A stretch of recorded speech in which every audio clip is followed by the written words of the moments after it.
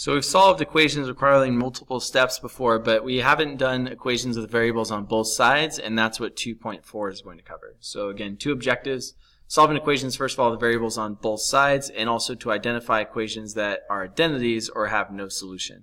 So we'll see some examples of those later. So we're going to skip past that first question, but if we were supposed to solve that word problem, what it would require is an equation that has a variable, again, on both sides of it. So to solve an equation that has variables on both sides, we can still use the same rules, so we're using properties of equality and inverse operations to again write a series of simpler equations that we can use to solve it. So an example of an equation with variables on both sides would be our first example there. 7k plus 2 equals 4k minus 10. And our first goal, again, is to isolate our variable.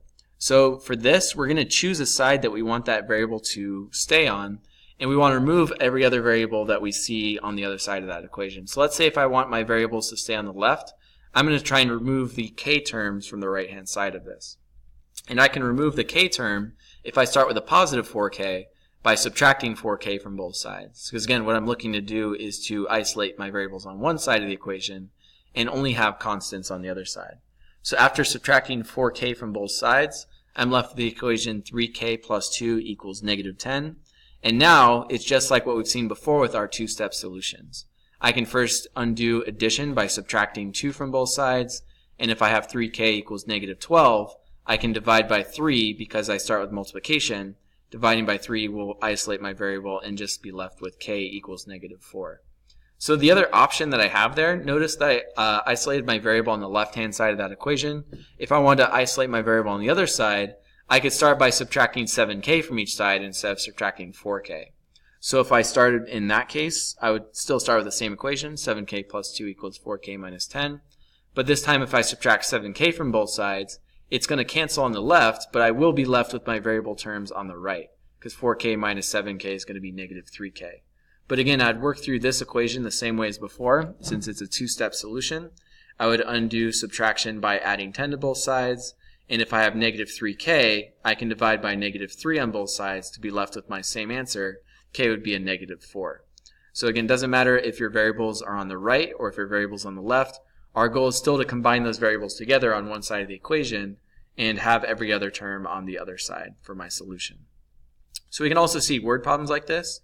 If an office manager spends $650 on a new energy-saving copier, it's going to reduce the monthly electric bill from the office from $112 to $88. So we want to use that to figure out about how many months it'll take for the copier to pay for itself. And that's a key word there. If it's going to pay for itself, that means we need the price with the copier to be the same as the price without the copier. So we can also refer to that, sometimes you'll see it as a break-even point. So if the same as the new price is going to be the same as the old price without the copier, the new copier I mean, that means we can make an equation for it with variables on both sides. So let's take x to represent the amount of months that we're spending on this, and the price with the copier is again a cheaper bill per month, so that's $88 times the number of months that we're using it, but also $650 to pay for the copier in the first place. And if we want it to pay for itself, that should be equal to the old bill price, $112 times every month that we're spending on that bill. And since we have variables on both sides, in this example, I think it would be easier for our variables to end up on the right side since the right side has fewer terms on that side. So if I subtract 88x on both sides, that should cancel out my variable terms on the left, and on the right, I'll just be left with a 24x.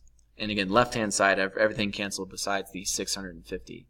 So if I have 24 times x, the only thing left to do is to use the inverse of multiplication, which is division.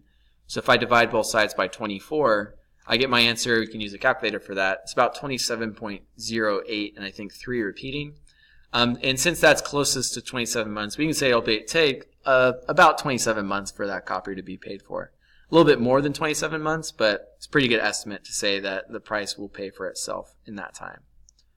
And we can also solve equations like this with variables on both sides if I start with distribution. So that was my first example here. If I have a 4 that I want to distribute on the left and a 2 that I want to distribute on the right-hand side of that equation, we want to do that first. So 4 times 2y is going to make an 8y. 4 times 1 is going to make a 4 on the left. Same thing on the right. 2 times y is 2y. And if I'm subtracting, 2 times 13 is a 26. Let's make sure that we keep that second term a negative. So again, after I have a variable on both sides, I can choose what side I want to keep my variables on. And usually what I like to do is keep my variables positive. So if I subtract 2y from both sides, I'll be left with the 6y on the left, and it'll cancel out on the right. Next is to solve this as a two-step equation. So if I have addition, I want to subtract 4 on both sides. And then if I have a product, I want to divide 6 on both sides. That's going to leave me with the answer y is -5. Same idea with our second example. If I start with distribution, I can multiply 7 times 4 to get 28, and leaving the subtraction, I have 7 times a becomes 7a. Same thing on the right. Distribute, I get 3 times a to make 3a, and 3 times -4 is going to be a -12 for the second term. So same thing. Usually what I like to do is keep my variables positive rather than negative. So if I add 7a to both sides, I'll cancel out that -7a on the right, and I'll be left with a positive 10a on the, cancel that on the left, and I'm left with a positive 10a on the right. So again, if I have this next equation, I can solve that in 2 steps. I can add 12 to both sides first, and if I have 40 equals 10a, I can divide both sides by 10 to be left with my answer a is equal to 4. So that's examples of solving equations with variables on both sides, but we also have some more vocab to go over. And again, first part of that vocab is an equation that is true for every possible value of the variable. We're going to call that an identity. So an example of an identity is x minus 3 equals x minus 3, because again, it doesn't matter what doesn't matter what value I use for x. If I subtract 3 on the left, it's always true if I subtract 3 from the same value on the right. So if it's not an identity, I can also have an equation with no solution if there's no value of the variable that makes the equation true. So example of an equation with no solution would be x minus 3 equals x minus 2. Whatever I use on the left, if I subtract 3 from it, it's going to be different from subtracting 2 from that same value on the right. So let's work through 2 examples that could be either identities or no solution. And same steps, if we have a variable on both sides, I want to distribute to start this. So 3 times 4b minus 2, I can distribute and multiply 3 times 4b to get 12b. 3 times -2 would be a -6. Don't have to change anything on the right to start with, but now if I want to isolate my variables, let's subtract 12b. So that will cancel out my variable on the left, but what I also see here is that subtracting 12b cancels that same variable term on the right. So if I'm left with a cancellation on both sides, the only thing left in that equation is -6 equals -6. And since that's always true, I know that that's going to be an identity, and I can also say that there would be infinitely many solutions, because it doesn't matter what value I use for b, that equation is always going to end up with -6 equals -6. That's always going to be true. So our other example, if I start with 2x plus 7 equals -1 distributed to 3 minus 2x, first thing is you want to be careful with the negative. -1 times 3 is going to change that to a -3, and a negative times a negative is going to change that second term to a positive 2x. So same thing, we want to get rid of the variable on one side, but just like in the last question, trying to cancel out the variable on the left, for example, 2x subtracting 2x, will cancel out that same variable expression on the right. So 2x minus 2x will also cancel. So if I've canceled the variable from both sides, this time I'm left with 7 equals -3, which is never going to be true. So if I've canceled out my variable and I see that the equation's not going to work, 7 is not equal to -3, my answer there would be no solution. Again, the difference there is that -6 was equal to -6, so I'll always have a solution for that. It'll always be true, but 7 is never going to be equal to -3, so that's not going to work for any solution. So last little part here, when I solve for an equation, we want to use reasoning to select properties of equality that produce that simpler equations until we find that solution. So this is working through our steps in order to solve. So this is a pretty good summary if you guys ever need to refer to solving equations. I always want to start with distributive property to get rid of any parentheses, those kinds of grouping symbols.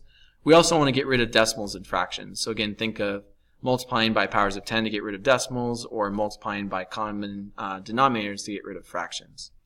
After that's done, we want to combine any like terms. So gather your variable terms or your constant terms.